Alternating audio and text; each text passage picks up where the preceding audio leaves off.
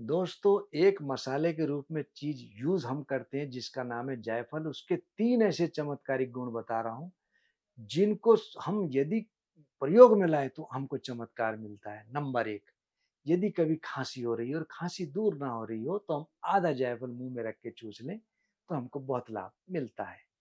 दूसरा, पेट का दर्द, 5 बूंद जायफल के तेल की चीनी में मिला कर के हम सेवन करें, तो पेट के दर्द से हमको तुरंत मुक्ति मिलती है।